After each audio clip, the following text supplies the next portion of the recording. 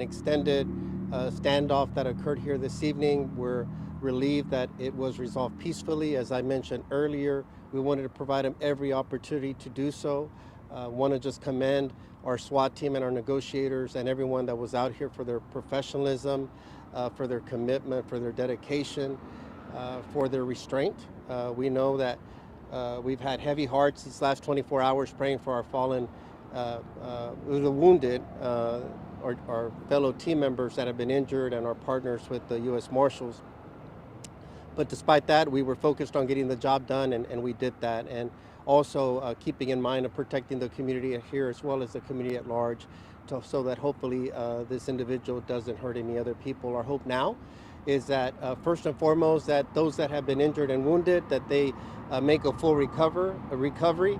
And then secondly, that Green is prosecuted to the fullest extent of the law, and that justice is served. We need to make sure that that happens, and so that's our hope, that happens. We'll let that side of the criminal justice handle that part. I think we've done our part. Harris County law enforcement once again has done tremendous with our local, state, and federal partners. Again, want to give also a special shout out to HPD SWAT that also joined us for part of the operation out here, and it really was teamwork. They worked seamlessly together. It really was something just out of a movie, seeing how they operated when things came towards the end, and we're able to again get this resolved peacefully and without incident.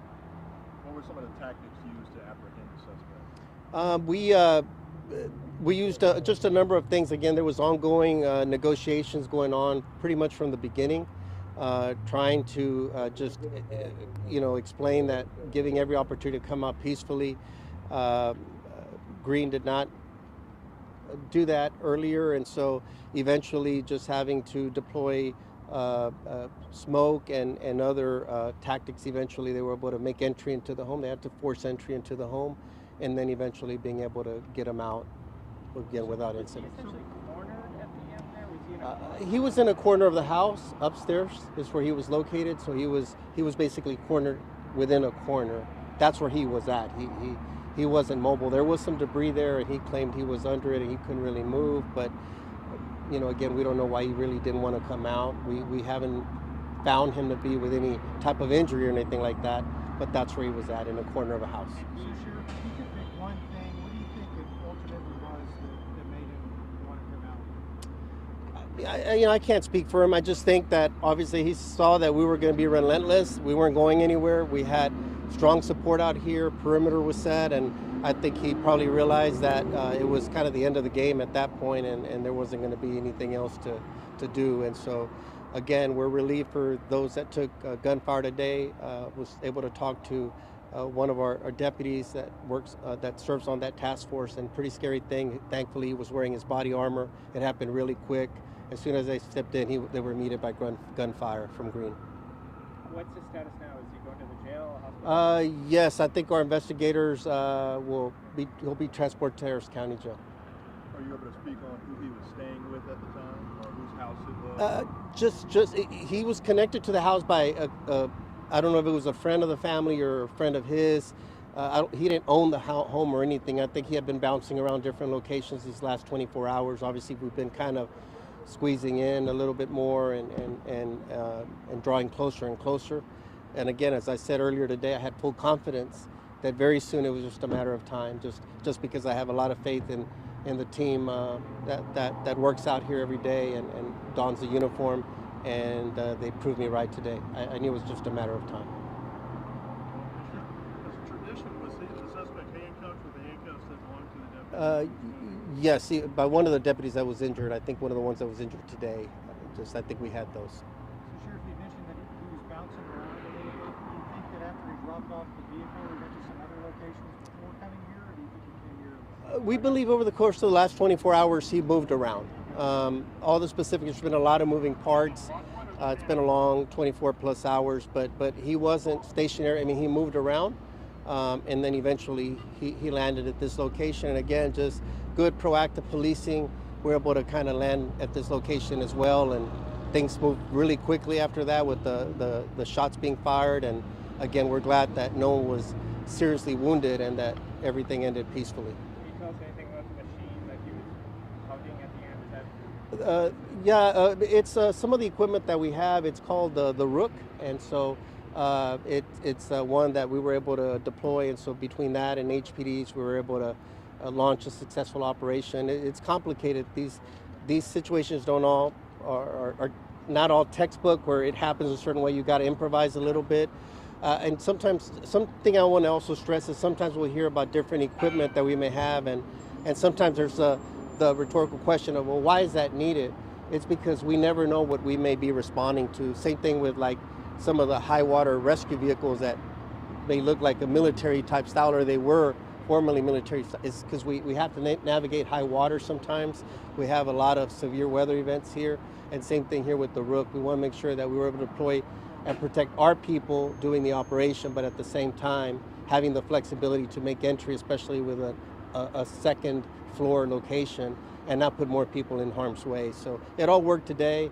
A lot of practice and training. That's why our SWAT teams are the best of the best. Were there any weapons recovered in the home, and is the Rook like the last-ditch effort for negotiation? No, the Rook is just one more tool. I think it was used more in a more kind of significant way, but it's just one more tool. The negotiations are always our first thing. Obviously, we're also deploying gas and other things in there as well. So it was the tool to use at the time, and I think that's all we have right now. Yeah, as far as the other information about weapons, we're securing the scene and everything, and moving into the next phase, which will be the investigative side of it. Now that we've rendered the place safe and make sure no one else is injured or wounded in there, so there's no way of telling if there's any weapons. There was a weapon because he obviously fired earlier on, but we don't know where that weapon's at.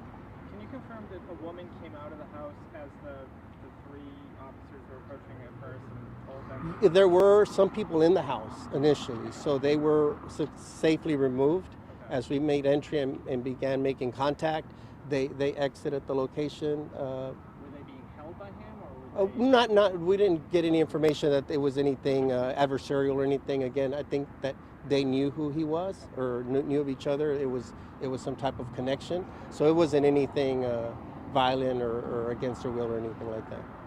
Okay. Thank you all very much. Can you briefly say it over in Spanish? Okay. Esta noche a las 11:43 pudimos arrestar al sospechoso, el que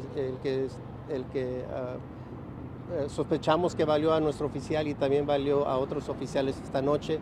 Fue arrestado a las 11:43 sin incidente.